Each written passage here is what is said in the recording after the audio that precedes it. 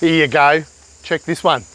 1979, early 79, still got the round front end, and it's a Hj45, so it's got the H engine.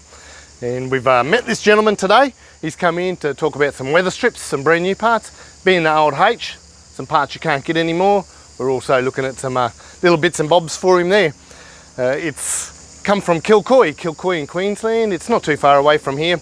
It's lived many years there, unknown how many previous owners, but the current owner is the one that's tidied it up over the last few years. Well, he's had it for 7 years and he's tidied it up. Came from the publican, had it before him out at Kilcoy, and it was sitting in a paddock for 9 years just rotting away. So he went and offered him a few dollars, and this is what it's transformed to now. He's done a lovely job. The paint on it's not that old. I see a few new weather strips on there, a few missing, so that's what we're talking about. Check out, something's not right here, is it? So in 1979 they definitely did not have these doors, but it's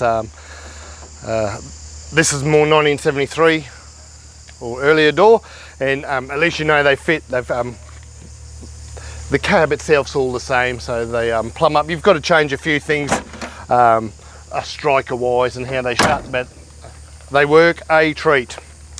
On the outside of this one, she's got it's very it's just a little tilly. It's got some more modern sun raisers on there, an old fabricated bull bar. I kind of dig the Donaldson on the other side. He's integrated the panels. Instead of just going in the one panel, he's integrated the bonnet as well to close over the Donaldson, and colour coded it all, and it's come up really nice. Underneath your fuel tank now, it's a lot bigger. I asked how many litres, wasn't sure, but it's a hell of a lot bigger than what Toyota was offering under the seat. So he can actually drive a little bit further in the old H motor. And there's a few more mods inside, so we'll go and have a quick closer look to what's happened to this one since the newer owners owned it. So she's pretty sweet, pretty basic in here. When I look at a few things for its period, I notice there's a few things going on that's not 1979 as suggested. So I'd say to resto this one, we do what we got to, get parts where we've got to, and a lot of times they marry up, so it's quite easily done. You'll notice the gear stick lever is a 5-speed, so he's put that in there, and it makes a world of difference when you're poking along the highway. And this is more of a road vehicle. This gentleman owns another 1970. He owns some Holdens. He's into his cars.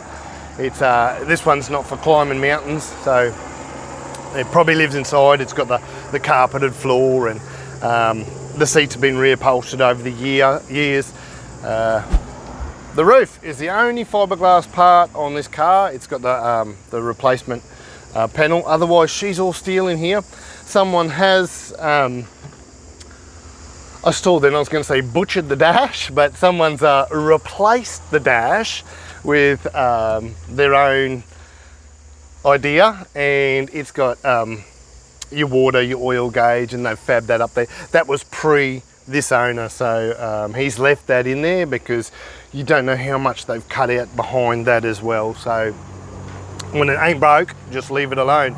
Otherwise, it's pretty stocko in here. There's a stereo, there's no UHF, there's no overhead console. It's just a little tilly, you can tell it's just a little runabout tilly, and it's pretty cool though. It's back on the road, so that's the main thing about that. So this one's just a short little walk around of a cool truck that rocked up into the Mr Landcruiser yard. I'll quickly say we've got a battery, dual batteries outside the vehicle on either side. Keep them out of the road, and the gentleman's just put new extractors and new exhaust system on this one, so she's breathing nice and healthy. Otherwise, Hj45, check her out.